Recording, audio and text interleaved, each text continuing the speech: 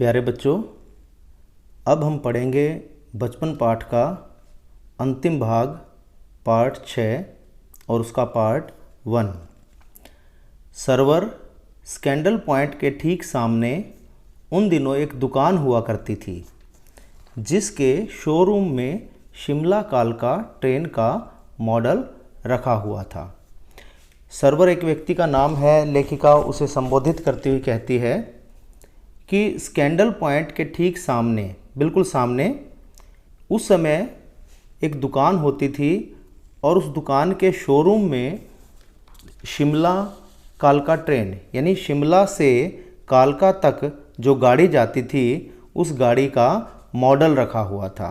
यानी उस गाड़ी का एक छोटा बनाया हुआ रूप रखा हुआ था, असल की गाड़ी नहीं थी।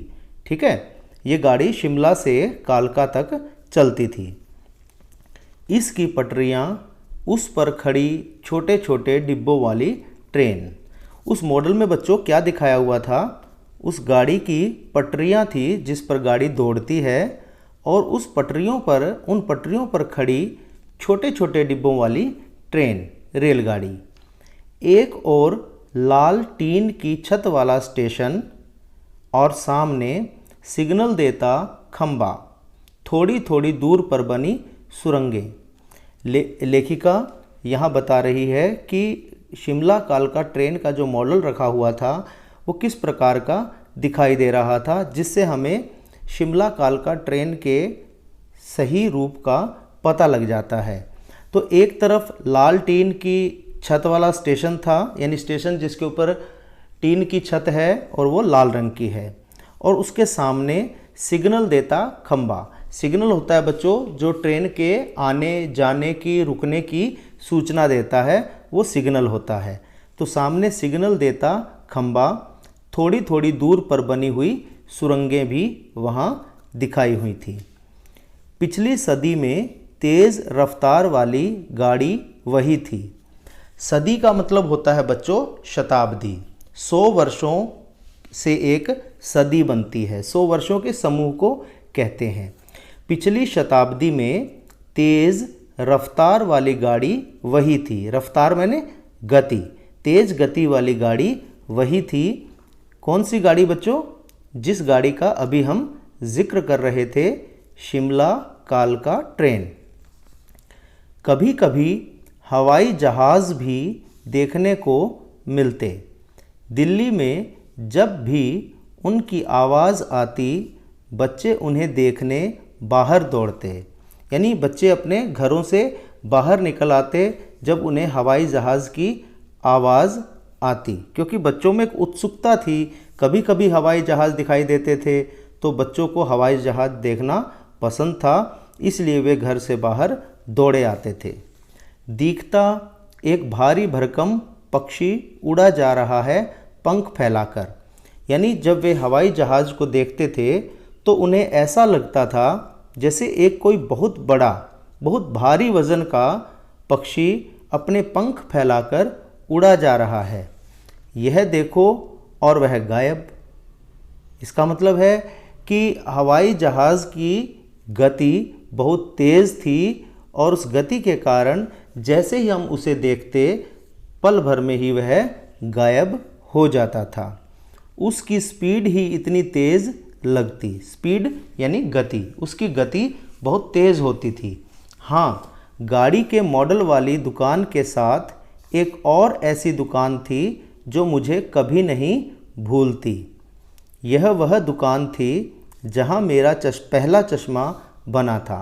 यानी जब लेखिका की आंखों पर चश्मा लगा तो उसका पहला चश्मा इसी दुकान से बना था, जो दुकान उस शोरूम के बिल्कुल साथ थी।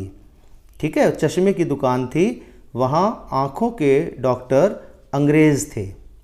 अंग्रेज़ होता है बच्चों जो इंग्लैंड देश के निवासी हैं, इंग्लैंड देश में रहने वाले लोग हैं, उन्हें अंग्रेज़ कहा जाता है। हम आम तौर पर किसी भी विदेशी को अंग्रेज़ कह देते हैं, नहीं, गलत है। अंग्रेज़ शब्द केवल इंग्लैंड के निवासियों के लिए ही प्रयोग किया जाता है। ठीक है, यदि कोई व्यक्ति अमेरिका से आया है तो उसको अंग्रेज़ नहीं कहेंगे। कोई जर्मनी से आया है, कोई रूस से आया है या चीन से आया है, उसको अंग्रेज़ नहीं कहेंगे। अंग्रेज़ कहते हैं जो इंग्लैंड के रहने वाले लोग हैं उनको अंग्रेज़ कहा जाता है। ठीक है, तो वहाँ आँखों के डॉक्टर अंग्रेज़ थे। इसका मतलब है कि वो जो डॉक्टर थे वो इंग्लैंड के निवासी थे। शुरू में चश्मा लगाना बड़ा अटपटा लगा। अटपटा मतलब अजीब होता ही है बच्चों। जब पहली बार कोई व्यक्ति चश्मा लगाता है तो थोड़ा अजीब लगता है, उसे खुद को भी अजीब लगता है और जो उसे चश्मे में देखते हैं उनको भी अजीब लगता है। ठीक है, छोटे बड़े मेरे चेहरे की ओर देखते। छोटे बड़े का मतलब है छोटे बच्चे हों या बड़े लोग हों, वे सब मेरे चेहरे की ओर देखते और कहते आँखों में कुछ तकलीफ़ है। यानी उनको बड़ी हैरानी होती कि इस बच्ची की आँखों में कुछ तकलीफ़ है। तकलीफ़ मतलब पीड़ा, कोई पीड़ा है, कष्ट है।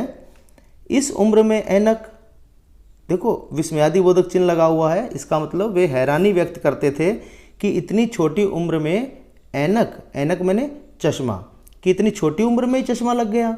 देखो बच्चों, पहले जो बच्चे होते थे उनको चश्मा आमतौर पर नहीं लगता था, उनकी नज़रें अच्छी होती थी, लेकिन आजकल के बच्चों को छोटी उम्र में ही कई बार चश्मा लग जाता है। अब चश्मे वाले बच्चों की संख्या धीरे धीरे बढ़ रही है, लेकिन उस समय छोटे बच्चे को चश्मा लग जाए तो ये बड़ी हैरानी की बात होती थी।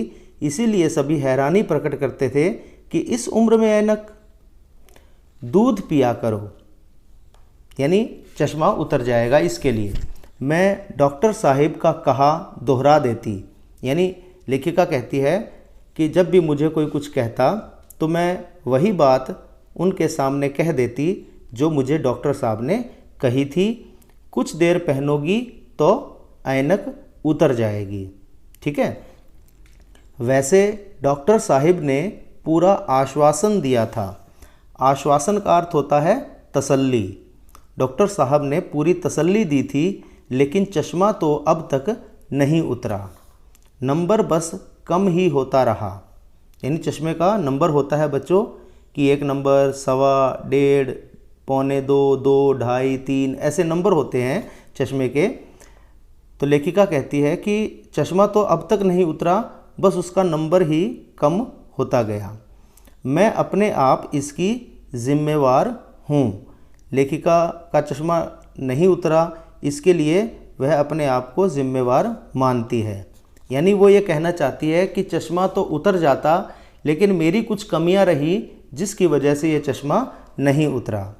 जब आप दिन की रोशनी को छोड़कर रात में टेबल लैंप के सामने काम करेंगी तो इसके अलावा और क्या होगा।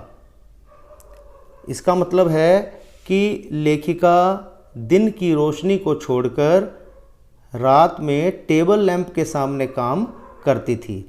टेबल लैंप होता है बच्चों, टेबल मैंने मेज़, लैंप मैंने लैंप, मेज़ पर रखा जाने वाला लैंप। ठीक है, तो जो लेखिका थी वो दिन की रोशनी में काम नहीं करती और रात में जबकि रोशनी बहुत कम होती है और टेबल लैंप के सामने काम करना, उससे आँखों पर ज़ोर पड़ता है, तो वो चश्मा उतरा ही नहीं। इससे हमें ये समझना चाहिए कि जो दिन का प्रकाश होता है हमारे लिए बहुत महत्वपूर्ण होता है। हमें कोशिश करनी चाहिए कि अपनी पढ़ाई इत्यादि कार्य हम दिन की रोशनी में ही कर लें, क्योंकि रात में रोशनी कम होती है और उससे हमारी आंखों पर असर पड़ता है, हमें चश्मा लग सकता है और अगर लगा हुआ है तो उसका नंबर बढ़ सकता है। ठीक है, जब आप दिन की रोशनी को छोड़कर रात में टेबल लैंप के सामने काम करेंगी तो इसके अलावा और क्या होगा। हाँ, जब पहली बार मैंने चश्मा लगाया तो मेरे एक चचेरे भाई ने मुझे छेड़ा, देखो देखो कैसी लग रही है। बच्चों, चचेरा भाई होता है चाचा का बेटा। तो लेखिका के जो चाचा का बेटा था वो लेखिका का चचेरा भाई हुआ। ठीक है, तो उसने लेखिका को छेड़ा यानी चिढ़ाया, देखो देखो कैसी लग रही है। आँख पर चश्मा लगाया ताकि सूझे दूर की, यह नहीं लड़की को मालूम सूरत बनी लंगूर की। ठीक है बच्चों, तो उसके कहने का अर्थ ये है कि लड़की ने अपनी आँख पर चश्मा लगाया ताकि इसे दूर का भी सूझ जाए, दिखाई दे जाए, समझ आ जाए। यह नहीं लड़की को मालूम, लड़की को यह नहीं पता सूरत बनी लंगूर की, कि चश्मा लगाने से इसकी जो सूरत है, इसकी जो शक्ल है, ये लंगूर बंदर जैसी हो गई है। ऐसा कहकर लेखिका का चचेरा भाई उसे चिढ़ाता था। मैं खीझी कि मुझ पर यह क्यों दोहराया जा रहा है। खीझी का अर्थ होता है चिढ़ गई। मैं चिढ़ गई, मुझे बुरा लगा, मैं चिढ़ गई कि मुझ पर यह बात मुझे बार बार क्यों कह रहा है। पर शेर बुरा न लगा। शेर का मतलब बच्चों ये जानवर वाला शेर नहीं है जो पशुओं का राजा होता है।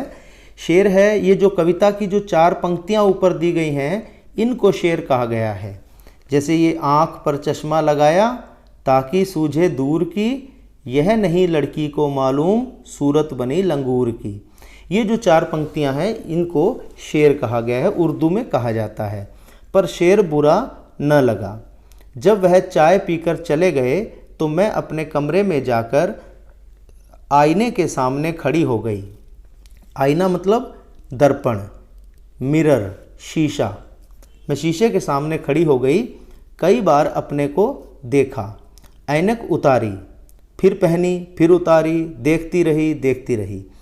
यानी अपने चचेरे भाई के कहने के बाद लेखिका को थोड़ा सा भ्रम हो गया, वहम हो गया। उसको ऐसा लगने लगा कि पता नहीं मैं कितनी अजीब लग रही होंगी, कहीं मेरी शक्ल लंगूर बंदर जैसी तो नहीं लग रही।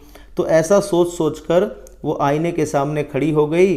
कभी ऐनक उतारती, कभी पहनती, कभी उतारती, कभी पहनती और अपनी शक्ल को देखती रहती। सूरत बनी लंगूर की। लेखिका कहती है कि उसे ऐसा लगता है कि उसकी सूरत लंगूर जैसी नहीं है। नहीं, उसे लगता है कि उसकी सूरत लंगूर जैसी नहीं है।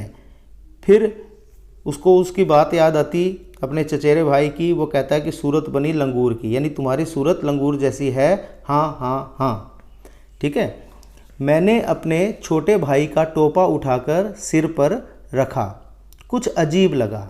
अब लेखिका तरह तरह के कुछ कार्य करके देख रही है जिससे उसको अलग अलग प्रकार की उसकी शक्लें बने, वो कैसी लग रही है, उसको अब इन्हीं चीज़ों में आनंद आ रहा है।